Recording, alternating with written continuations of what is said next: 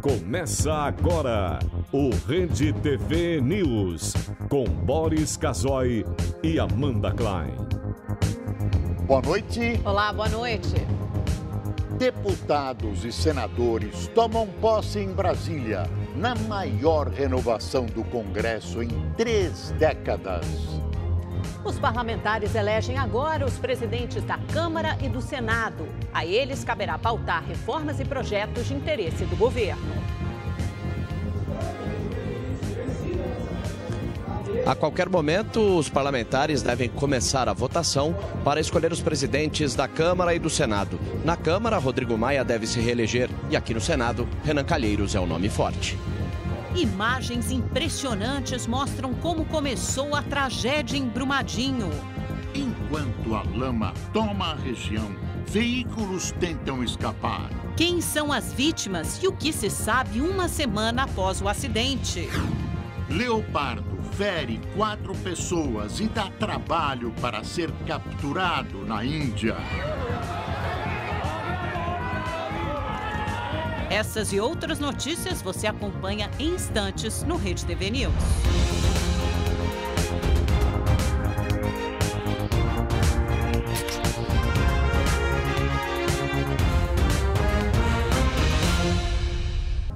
O presidente Jair Bolsonaro permanece no hospital Albert Einstein, em São Paulo, se recuperando da cirurgia de retirada da bolsa de colostomia.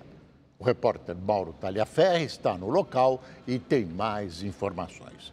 Boa noite, Mauro. Como é que o presidente está acompanhando a eleição das mesas do Senado e da Câmara dos Deputados?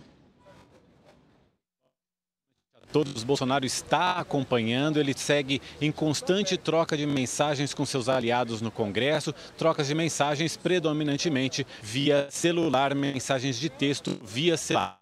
Assim que saírem os resultados, Bolsonaro vai telefonar para cumprimentar tanto o novo presidente da Câmara como do Senado. Ele também deve emitir uma nota oficial e algum comunicado também nas redes sociais. Por falar nas redes, hoje Bolsonaro publicou um vídeo em que ele recebe um casal de cantores no quarto do hospital. Ele pediu para ouvir uma música sertaneja e eles interpretaram a canção Evidências. Bolsonaro chegou até a se emocionar, como você vê nesse trechinho que a gente separou para você.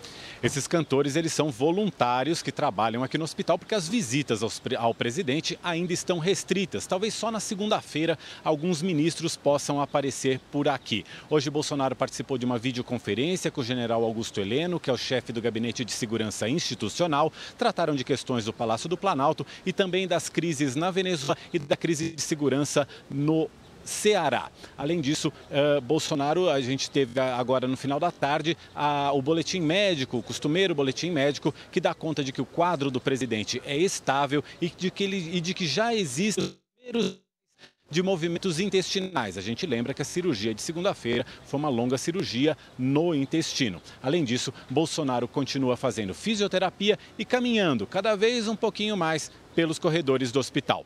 De São Paulo, Mauro Taliaferri para o Rede TV News.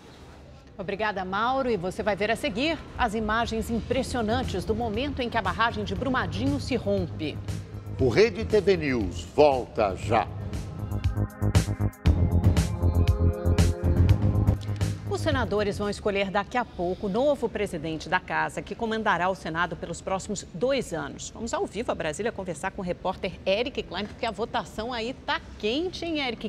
Que confusão, eu estou acompanhando daqui em linguagem popular. Está um verdadeiro barraco aí atrás. Conta pra gente o que está acontecendo e a primeira votação que parece que eles já fizeram aí em plenário, né?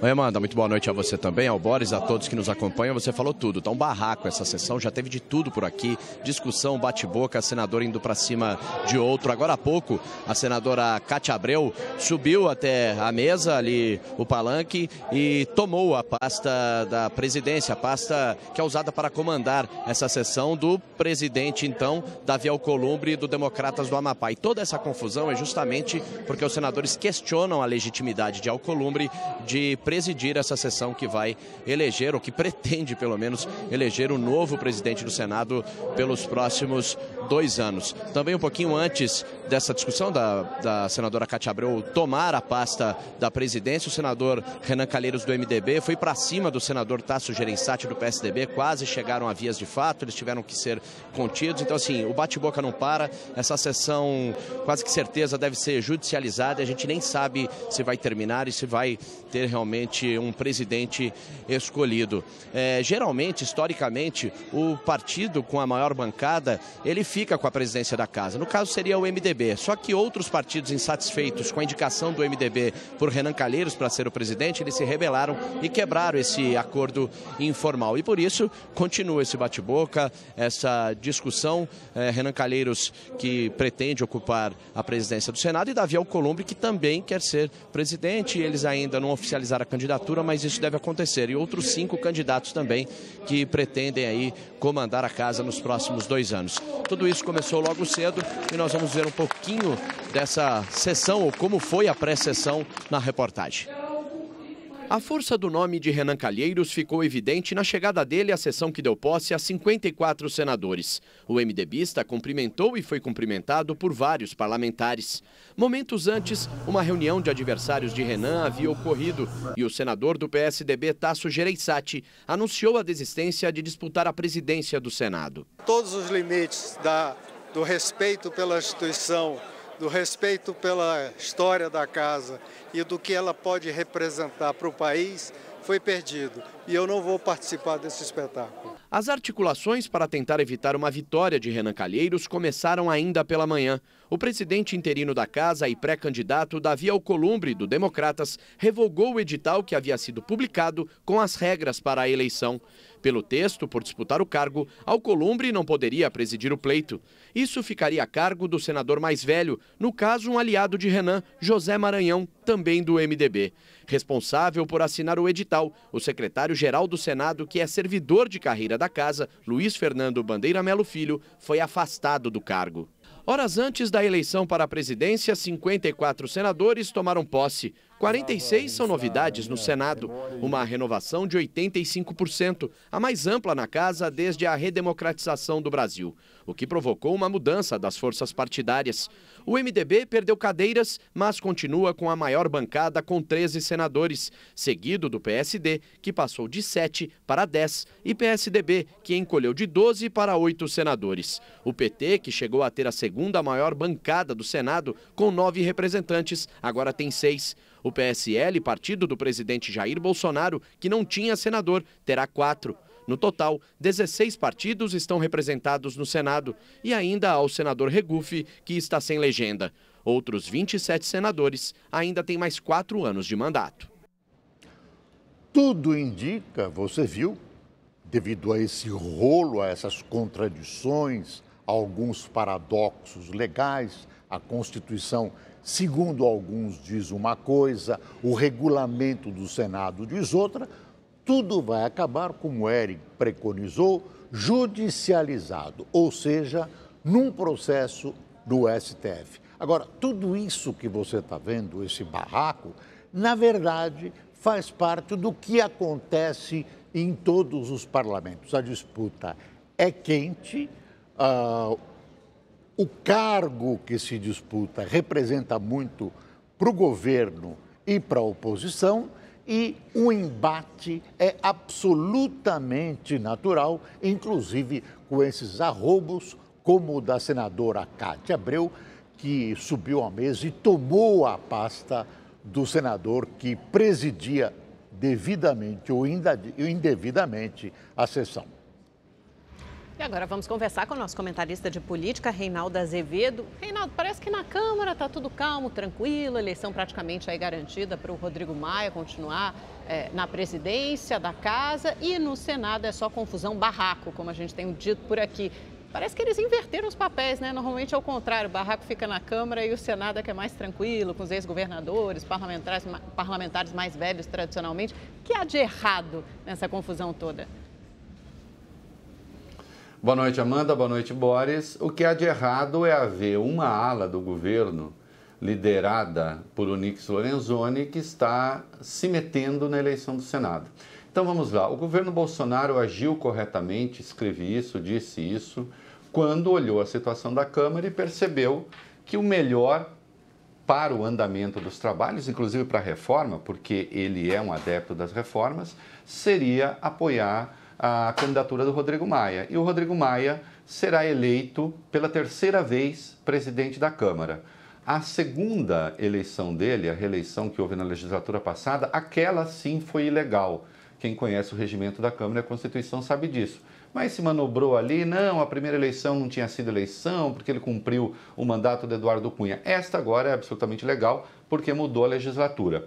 O Rodrigo Maia é um político comprometido com as reformas, ele não aderiu exatamente à pauta toda do bolsonarismo, especialmente a área de costumes, mas na questão essencial, que é a reforma, sim, inclusive o Paulo Guedes simpatiza com a candidatura.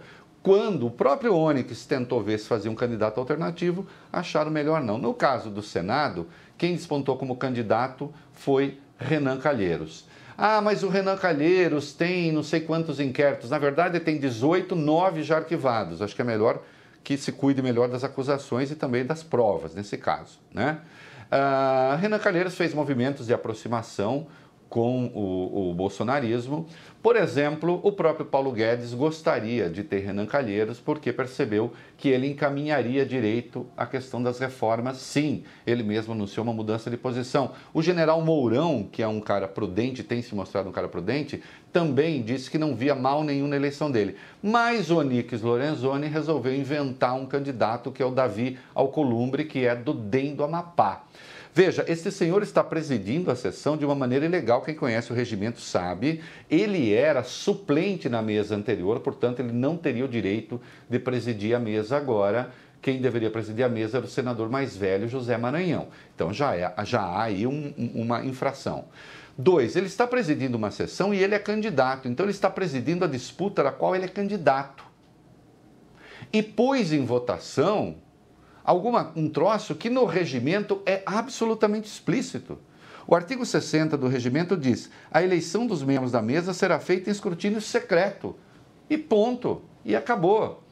Infelizmente, quando Onyx Lorenzoni, por intermédio do Alcolumbre, atravessa a praça e vai disputar a eleição no Senado, é o que eu chamo de jogo de perde-perde, Amanda. Porque, como diria a Marina Silva, ele perde ganhando e perde perdendo, né? O que eu quero dizer com isso? Se ele perder, se o Onyx Lorenzoni perder e, portanto, o Renan ganhar a disputa, é o governo que estará sendo derrotado. E é claro que isso não é bom. Se o Alcolumbre ganha a eleição, vai ter um rescaldo, um caldo de reação no Senado muito ruim.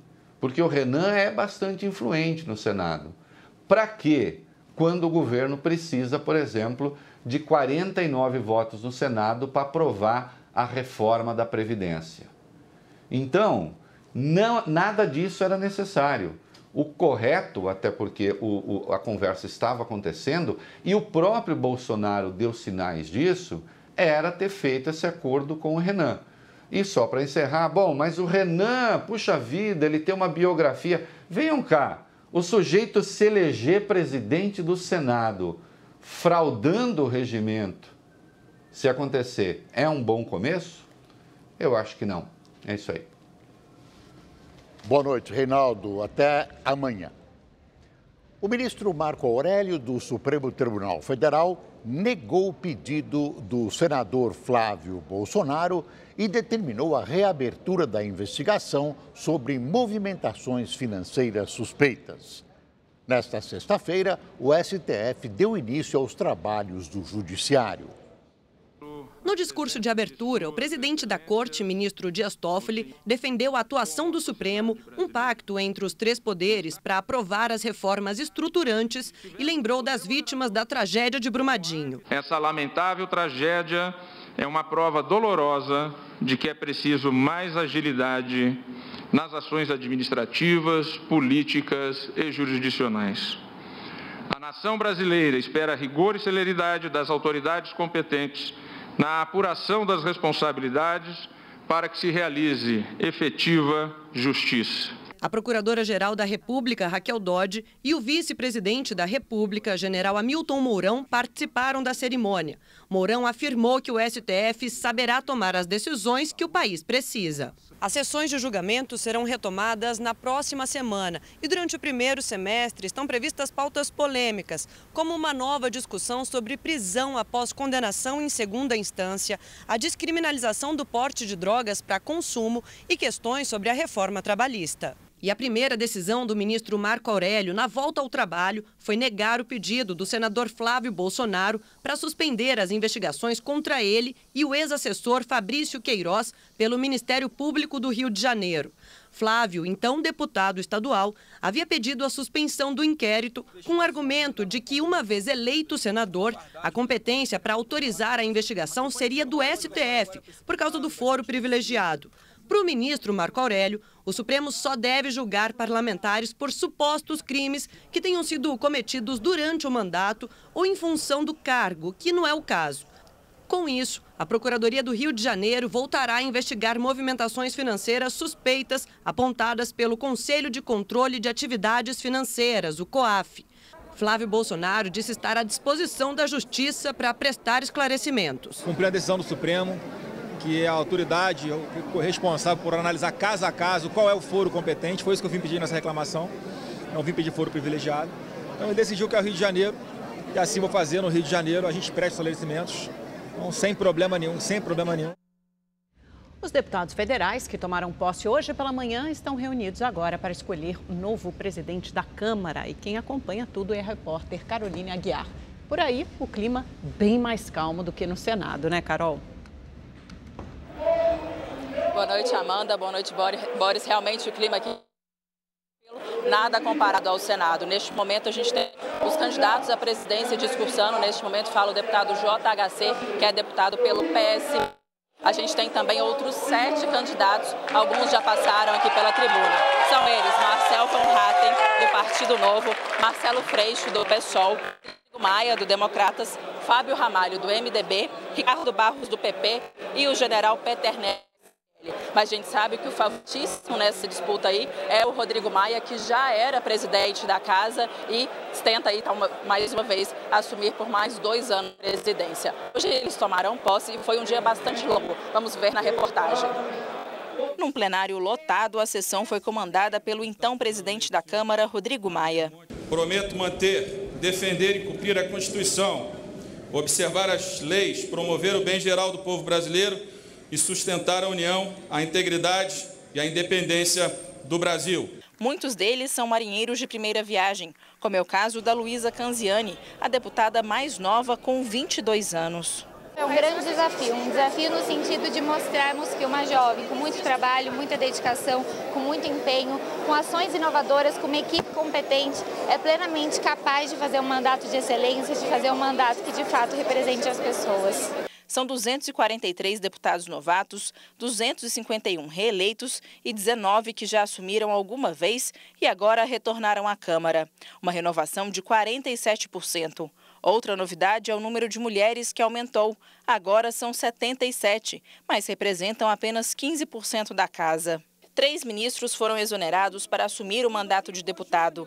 Tereza Cristina, da Agricultura, Osmar Terra, da Cidadania e Onyx Lorenzoni, da Casa Civil, tomaram posse, mas vão se licenciar para voltar aos cargos de ministros. E continuam trabalhando na principal proposta do governo, a reforma da Previdência. Na próxima semana, quando o presidente retornar, vão ser retomadas as conversas com ele, porque a definição final é dele, né? Então é o presidente Jair Bolsonaro que vai definir dentre as várias alternativas que nós oferecemos, o modelo que ele acha mais adequado para que a gente traga para o Congresso. Mas a primeira votação será para a escolha do presidente da Casa. Rodrigo Maia, que ocupou o cargo nos últimos 2 anos e meio, é o favorito. A eleição a gente só resolve depois de apurados os votos, né? Nós temos uma eleição com adversários que fizeram também uma bela campanha, defenderam as suas ideias. O nosso esforço o tempo inteiro não foi em cima do nome, o nosso esforço o tempo inteiro foi em cima do bloco. E a gente consolida um bloco de oposição, e isso é muito importante. São 4 partidos que vão atuar juntos aqui no Congresso em oposição ao Bolsonaro. Esse é o nosso objetivo. O apoio do PT e da Rede é muito importante, a gente tem muito orgulho disso. Também serão escolhidos ocupantes dos outros 10 cargos da mesa diretora, entre eles os vice-presidentes e secretários. Para isso, os partidos se dividiram em 3 blocos. A maior parte dos cargos ficou com o maior bloco, que inclui 11 legendas. Depois da escolha da mesa diretora, os deputados terão uma longa agenda de trabalho. Apesar de se falar muito da reforma da Previdência e dela ser, de fato, o principal desafio do governo e desse novo Congresso, outras propostas também estão na fila. Passarão por aqui as medidas provisórias de reestruturação dos ministérios e também a revisão do Plano Nacional de Segurança de Barragens, que deve ser encaminhada pelo governo. Ainda estão na ordem do dia assuntos como escola sem partido e a flexibilização do porte de armas. O que eu vou dizer é a Cassiano, cabe à oposição fazer oposição, mas existem num país alguns casos, algumas questões que são questões de Estado que interessam ao país, tanto a oposição como a situação que representa, no caso, a sociedade brasileira. E um desses casos é a reforma da Previdência. A Previdência tem absorvido dinheiro de outros setores para cobrir o seu gigantesco déficit. Então, esse Congresso renovado, imagina-se que vai tomar decisões, não pró-governo, mas pró-Brasil, importantíssimas para o nosso desenvolvimento. E ao longo desta edição, nós voltaremos com novas informações sobre as eleições na Câmara e no Senado. Agora vamos falar sobre Brumadinho, porque novas imagens hoje do rompimento da barragem foram divulgadas exatamente uma semana depois da tragédia. São imagens de uma câmera da Vale, obtidas pela TV Globo, e mostram o exato momento em que a barragem 1 da mina Córrego do Feijão, em Brumadinho, se rompe, né? Uma imagem impressionante, Boris, a gente vê ali. Terrível, né? Uma coisa assustadora. A terra cede, né, e é engolfada, engolida pela lama. Você vê que tem pessoas em cima, andando por cima do canteiro. Já era uma barragem desativada, não havia sido completamente eliminada ainda, mas se encaminhava para isso. E a terra cede e engole essas pessoas. E a velocidade não deu nem para as pessoas perceberem direito o que estava acontecendo. Uma catástrofe rapidíssima. Você vê aí, estamos assistindo essa avalanche de lama que tomou conta dessa barragem em Brumadinho. Nesse momento havia aproximadamente 400 pessoas trabalhando em todo esse complexo, né, da barragem. Essa foi a primeira a se romper. Você vê como a terra cede completamente. Tem o horário e a data ali no vídeo, no canto direito, no alto, 25 de janeiro de 2019. Meio-dia e 28, uma sexta-feira. Horário do almoço, né, Amanda? O pessoal estava no refeitório almoçando. Esse pessoal, claro, morreu. E essa foi uma das principais negligências, né? Construir o refeitório e a parte administrativa exatamente abaixo, no caminho da barragem, no caminho da lama, que vem com uma velocidade, um ritmo impressionante.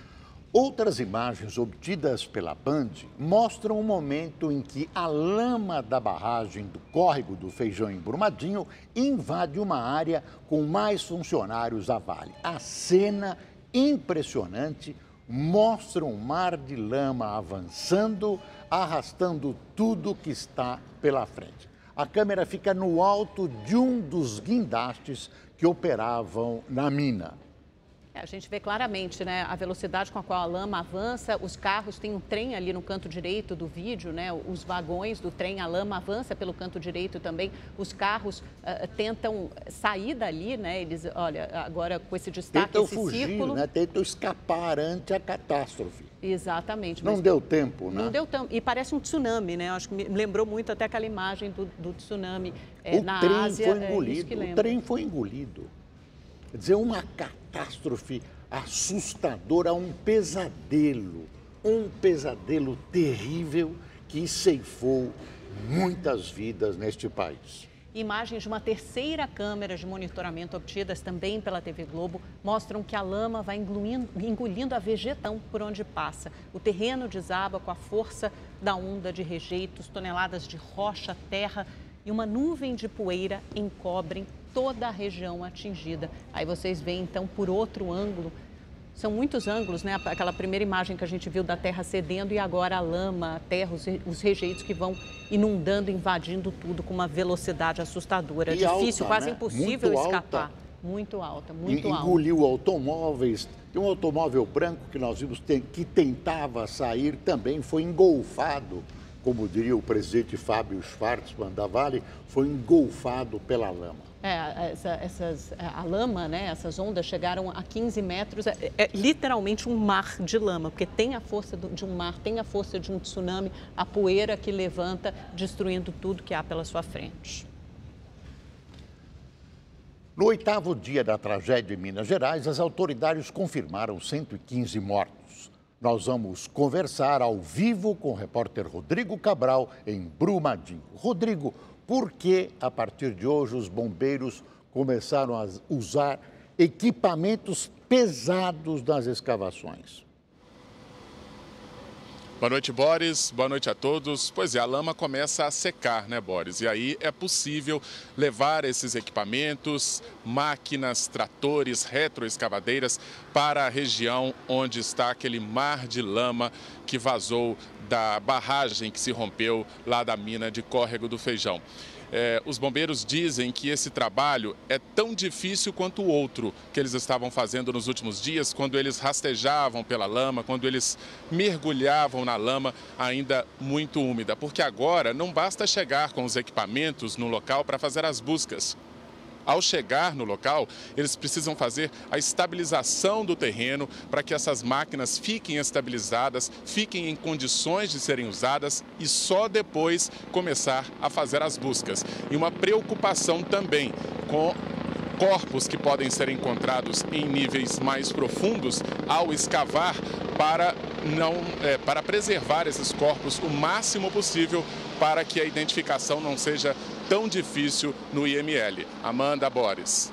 O dia anoitecendo aí em Brumadinho, né, Rodrigo? A gente vê esse helicóptero baixando, subindo aí o tempo todo. E a Agência Nacional de Mineração agora estuda obrigar as mineradoras a trabalharem de uma forma diferente, a fazer algumas mudanças na maneira de trabalhar. É isso, Rodrigo? Exatamente, Amanda. Por enquanto, ideia, estudos, a Agência Nacional de Mineração, ela estuda obrigar todas as empresas, todas as mineradoras a desativarem, a desmontarem as barragens a montante. Barragens desse tipo, aqui da mina de Córrego do Feijão que se rompeu, a barragem do Fundão de Mariana que se rompeu em novembro de 2015. Segundo a agência, das mais de 700 barragens espalhadas pelo Brasil, 88 são desse tipo, são desse modelo. Só que, evidentemente, que se essa decisão for tomada após estudos, não vai ser da noite para o dia, não vai ser tão rapidamente assim. Essas barragens têm milhões e milhões de metros cúbicos de rejeitos de minério e para desativar, para desmontar tudo isso vai dar muito trabalho, vai demorar muito. Enquanto isso, as comunidades que vivem, moram perto, no entorno, vão continuar convivendo com medo, com a apreensão de que Mariana, Brumadinho se repita. Tem misericórdia, meu Deus do céu. Ô, meu pai, nossos amigos. Subiu de 65 ontem, portanto, para 84 mortos nesta tragédia até o momento. Aqui em Brumadinho, eu não sei o que aconteceu, mas está com cara de que alguma barragem aqui estourou. Hoje o número de mortos subiu de 84 para 99. Acabei de ajudar a carregar um corpo aqui. Após 7 dias de buscas aqui em Brumadinho, o número de mortos sobe para 110. 238 pessoas estão desaparecidas. Há uma semana, o mar de lama engolia Brumadinho. Vídeos de celular mostraram a reação dos moradores ao verem os estragos provocados pela tragédia. Estourou a fiação toda. Foi um poeirão subindo, mais de 100 metros para cima, poeira subindo e descendo. O local foi tomado pela lama de rejeitos de minério da barragem que se rompeu. Moro, tem família que eles estão tirando todo mundo das casas para levar para cima, porque há risco de arrebentar a outra e inundar aqui. Quando a lama estourou, ela primeiro bateu daquele outro lado ali, ó. Depois ela encheu um lago que fica bem aqui na minha frente. E aí ela desceu seguindo leitos de rios e córregos aqui da região, levando tudo o que tinha pela frente. O presidente Jair Bolsonaro sobrevoou a região afetada pelos rejeitos e a Vale, que administrava a barragem, começou a sofrer sanções. O IBAMA multou a mineradora em 250 milhões de reais. A empresa também teve 6 bilhões de reais bloqueados pela Justiça Federal de Minas Gerais. Todas as medidas judiciais já foram tomadas, recursos na casa dos bilhões de reais bloqueados. No segundo dia de buscas, a tragédia ganhou seu primeiro rosto. A médica do trabalho, Marcele Porto Canguçu, de 35 anos, funcionária da Vale, foi identificada. No início da semana, as buscas ganharam reforço. 136 militares israelenses desembarcaram no Brasil com 16 toneladas de equipamentos de tecnologia de ponta. Helicópteros se revezam no resgate das vítimas. O barulho das hélices traz esperança para quem busca notícias de sobreviventes. Deus quiser, Deus abençoar. Quem sabe ela chega uma hora aí, a esperança é a última que morre, né? Imagens aéreas mostravam a dimensão da tragédia. Nesse vídeo dá para ver peixes pulando em meio ao barro. Já este outro mostra a ponte férrea destruída pela onda de rejeitos. 4 dias após o rompimento da barragem, 2 engenheiros de uma empresa terceirizada e 3 funcionários da mineradora Vale foram presos temporariamente. Na decisão que determinou as prisões, a juíza Perla Saliba Brito disse que o desastre poderia ter sido evitado. Para a magistrada, não é possível acreditar que a barragem se rompeu sem dar nenhum sinal de vulnerabilidade. Escritórios de advocacia dos Estados Unidos abriram processos contra a Vale. E a mineradora anunciou o fechamento de 10 barragens, como as de Brumadinho e Mariana, em Minas Gerais. Tomamos a decisão de eliminar, acabar com todas as barragens a montante. Barreiras também foram instaladas no Rio Paraupeba para evitar que os rejeitos de minério avançassem pelas águas. Ontem, a Vale começou a cadastrar famílias de mortos e desaparecidos para receber a doação prometida pela empresa de R$100 mil. São 40 famílias por dia. Eu daria tudo que eu tinha, mais de 100 mil e muito mais, pela vida da minha esposa. Não faz nem sentido isso.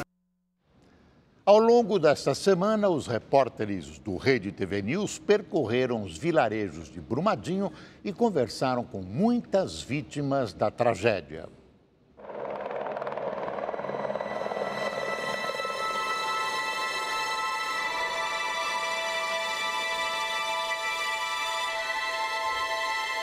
Nós não sabemos de nada, só sabe que está desaparecido. É angustioso, gente, você não sabe o quanto, só quem passa que sabe. Você não sabe, não é só eu não, essas pessoas, tudo aí, ó.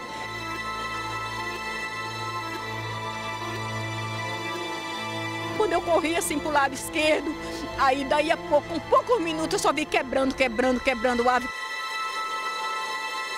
Ela tá do lado do restaurante, aí ela viu tudo, ela falou, tá tendo terremoto, as galhas tá caindo. Aí nesse momento, eu só escutei e na hora que ela gritou, Jesus, tem misericórdia, e correu. Correu, não consegui mais falar com ela, mais nada, não consegui mais nada. Tem misericórdia, meu Deus, joga pra ela a costa. Ela conseguiu pegar uma árvore, agarrou numa árvore e resgatou ela.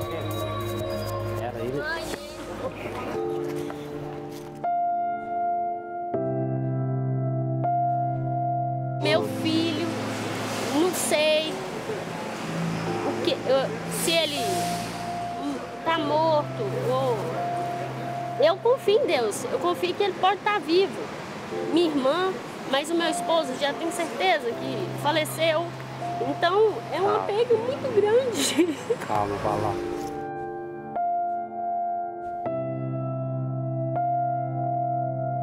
Se o meu marido não tem valor pra vocês, tem pra mim. Ele é meu esposo, pai da minha filha, filho da minha sogra.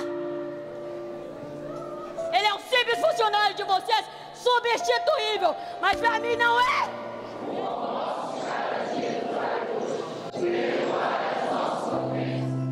É um velório sem os corpos, tomado pela angústia, pela ansiedade, pela lama e pela lama. Se meu marido estiver morto mesmo, debaixo dessa terra, ele enterrou meu coração com ele, entendeu? Angustiante, você pensar onde está, como está. A gente não sabe se vai encontrar ela viva, se não vai.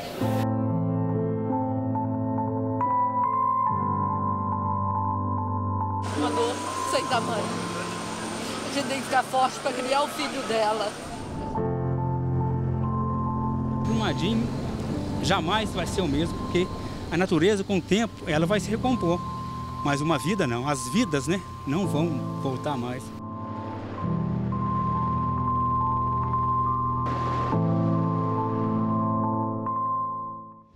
São tantas histórias, quando a gente dá um rosto a essa tragédia, fica mais triste ainda. Vamos voltar a Brumadinho conversar com o Rodrigo Cabral. É como o padre disse, né, um velório é um enterro sem corpo e os bombeiros já admitiram hoje que provavelmente não conseguirão resgatar todos os corpos, apesar do esforço, né, Cabral? É, exatamente, Amanda. A situação muito difícil, né? Hoje a gente chegou ao número de 115 mortos da tragédia. Então, de ontem para hoje, 5 corpos foram resgatados. Um número pequeno em vista do número de desaparecidos, que a gente tem mais de 200 pessoas desaparecidas ainda. A chance de encontrar sobreviventes a cada dia é muito menor, é pequena demais e aí fica toda essa expectativa. Muito difícil porque, segundo o Corpo de Bombeiros, muitos corpos podem estar a uma profundidade muito grande e, com o passar do tempo, esses corpos entram em decomposição, podem se dissolver até na lama, e então é muito complicada essa situação. Com as máquinas agora, entra uma nova etapa de trabalho que os bombeiros explicaram hoje também, é que eles dividiram a área devastada pela lama de rejeitos em quadrantes. E agora, equipes do Corpo de Bombeiros vão ficar responsáveis pelas áreas específicas desses quadrantes. Desta forma, eles esperam otimizar o trabalho para tentar resgatar mais vítimas dessa tragédia aqui em Brumadinho. O repórter Giovanni percorreu pela manhã os vilarejos de Brumadinho. A cada quilômetro andado, uma história de perda dessa tragédia. O dia começou com chuva em Brumadinho, mas diferente do temporal que atingiu a cidade ontem, hoje 10 helicópteros dos bombeiros foram até o local do acidente despejar pétalas de rosa do céu em homenagem às vítimas. Os bombeiros também fizeram 1 minuto de silêncio e hastearam a bandeira do Brasil, uma semana depois da tragédia. Pena que o consolo para quem perdeu um parente ou um amigo ainda não venha do alto. Cada distrito, cada vilarejo, cada cidadezinha aqui da região tem uma, ou se não, várias histórias ligadas à tragédia. Lembrar dos mortos se tornou o assunto principal, tanto que velórios e enterros são agora o ponto de encontro das pessoas. Ali, ó, o letreiro com o nome da cidade amanheceu de luto. O número de pessoas na porta do cemitério é cada dia maior. Brumadinho vive um luto sem fim. A rotina da Sueli mudou completamente em uma semana. Ela lembra do marido, dos planos, do dia a dia de uma relação que durou 9 anos. Paulo Giovanni tomava conta de um sítio que estava no caminho da lama. As roupas, ainda no armário, trazem de volta muitas lembranças. Tem roupas que ele não chegou a usar. Qual que ele gostava mais aqui? Dessa blusa aqui, ó. Amava essa blusa, ele achava um sonho. Enquanto a cidade enterra seus filhos, o esforço para encontrar corpos continua e um número enorme de voluntários trabalha para resgatar animais que ficaram sem abrigo. Já temos o total aí de 9 cães resgatados e os que não conseguimos resgatar, nós deixamos ponto de água e ração no local para que eles sejam cuidados, tratados e tal.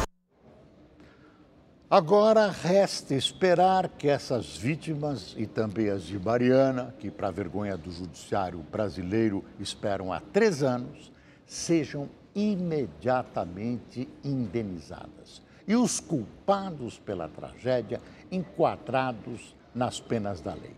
O Brasil não pode ser o país da impunidade.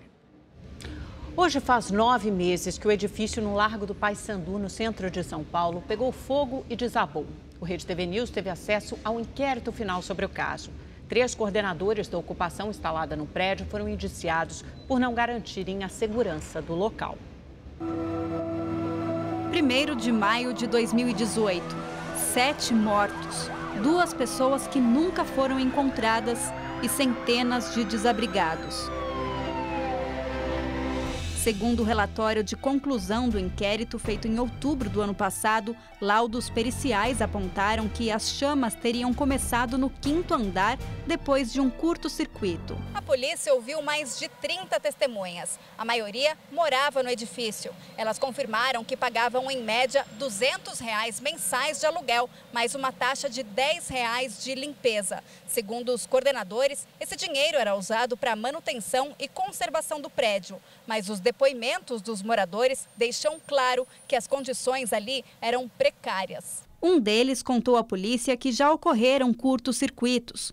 Outro morador disse que o prédio não possuía extintores de incêndio e que utilizava energia elétrica sem pagar por ser irregular.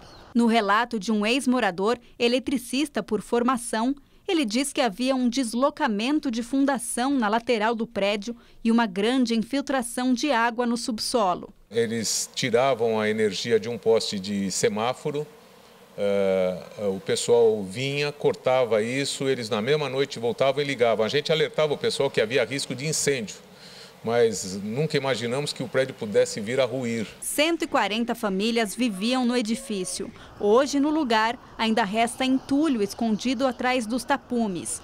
O prédio da frente continua interditado e a Igreja Evangélica Luterana de São Paulo, parcialmente atingida, permanece com a estrutura danificada. É um prédio tombado com patrimônio histórico, os projetos foram concluídos e estamos esperando agora a aprovação deles por parte do Compresp e do Condefat para que a gente possa iniciar as obras de reconstrução, já não é um restauro, mas uma reconstrução da igreja. Nos depoimentos, as testemunhas citam Nilda, a Nireudes de Jesus Oliveira, o genro dela, Hamilton Coelho Rezende e Ananias Pereira dos Santos como responsáveis pela coordenação e administração do dinheiro recolhido dos moradores. Os 3 foram responsabilizados pela falta de segurança no edifício e indiciados pela Polícia Civil.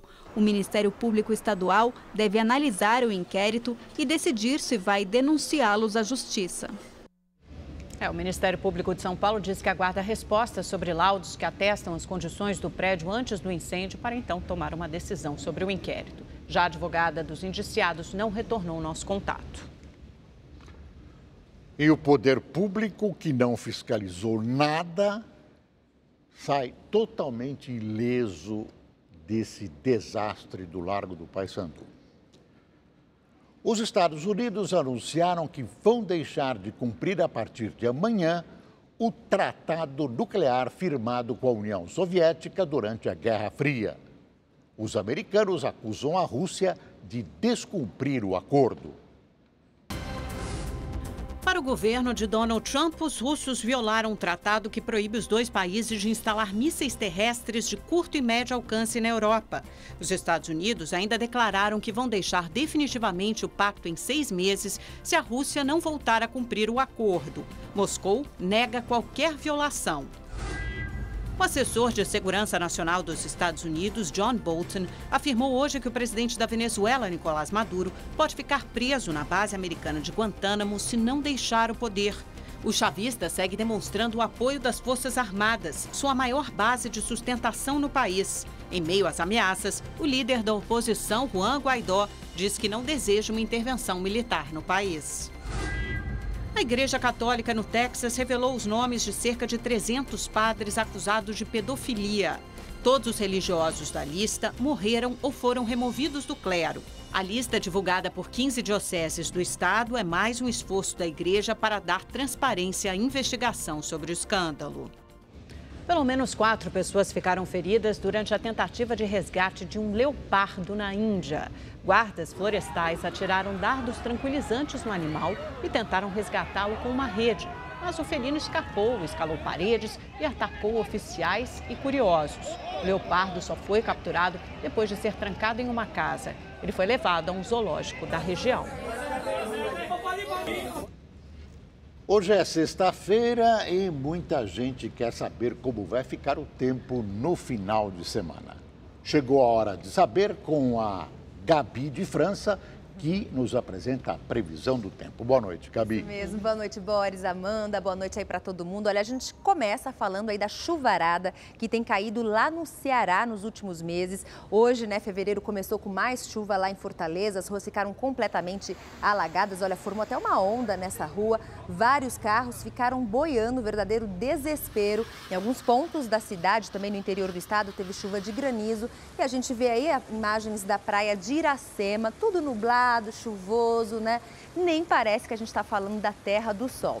Bom, amanhã a gente continua aí com alerta de temporal no Ceará, Piauí, Maranhão e até em áreas aqui do leste do Pará. Só não vai chover amanhã entre o Rio Grande do Norte, a maior parte de Minas, pegando todo o estado do Espírito Santo. No restante do Brasil, tem previsão de pancadas de chuva, aquela chuva típica da estação que só chega no finalzinho do dia, depois aí de uma tarde de bastante sol e calor. Menos no sul do Brasil, onde o tempo fica bastante carregado, com muita chuva no Rio Grande do Sul, Santa Catarina e tem também queda de temperatura, tudo por conta de uma frente fria que vai conseguir diminuir um pouquinho a temperatura lá em Porto Alegre, olha, a máxima de 30 graus, mas no restante do Brasil, sábado continua quente, 37 graus em Cuiabá, 34 em São Paulo que bateu recorde hoje com 35,3 e no Rio de Janeiro continua bastante quente também amanhã, 38 graus de máxima com chance de chuva no finalzinho da tarde nesse sábado, domingo mesma coisa, mas na segunda-feira finalmente tem um alívio aí para esse calorão, a máxima não passa dos 30 graus.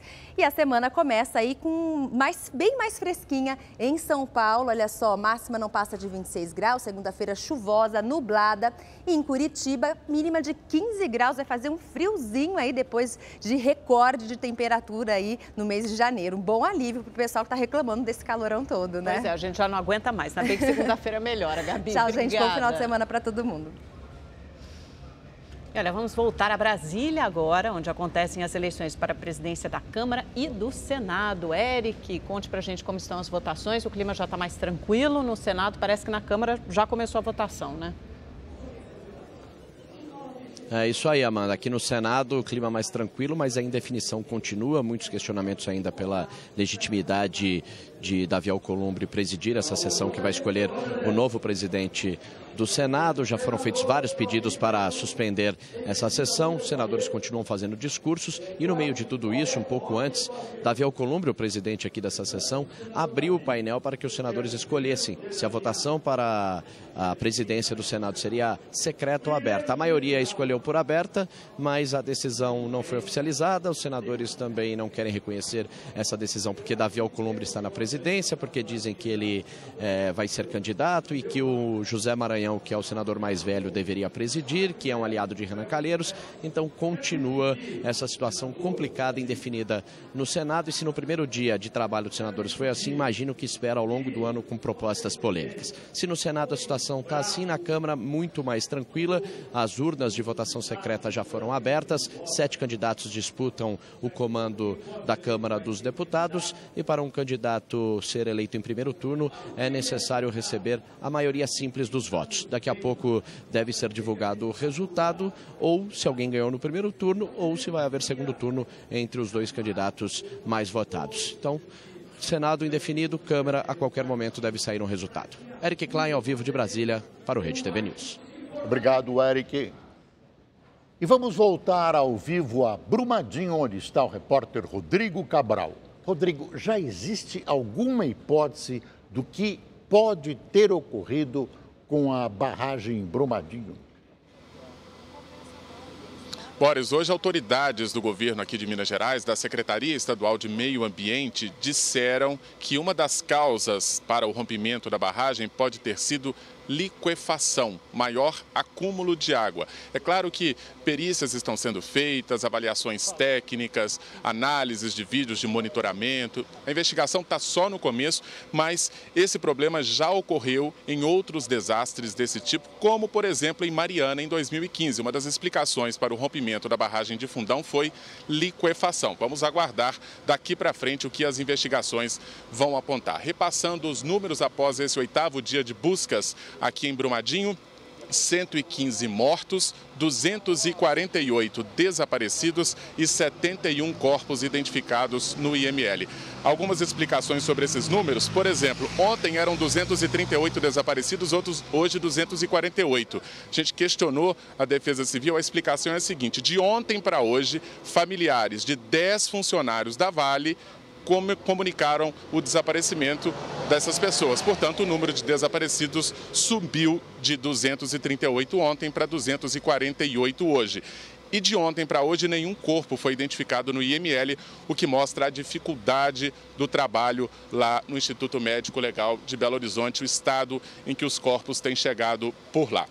Amanhã cedo os trabalhos serão retomados nas áreas de busca. Os bombeiros voltam a campo com as máquinas e cães farejadores à procura desses 248 desaparecidos. De Brumadinho, Minas Gerais, Rodrigo Cabral para o Rede TV News. Obrigada, Cabral. As tropas do Exército de Israel, que ajudaram nos trabalhos de buscas em Brumadinho, desembarcaram hoje no país. E ao voltar do Brasil, uma surpresa. O capitão Matan Dahan foi recebido pela namorada no aeroporto. O que ela não esperava é que seria pedida em casamento ali mesmo, diante de toda a delegação israelense. Imagina só, soldados vibraram e aplaudiram a cena. E a jovem, claro, se emocionou. E parece que ela aceitou o pedido, não? Perdeu algum momento do Rede TV News ou então quer assistir novamente? Inscreva-se no canal da Rede TV no YouTube. Uma boa noite para você. Boa noite.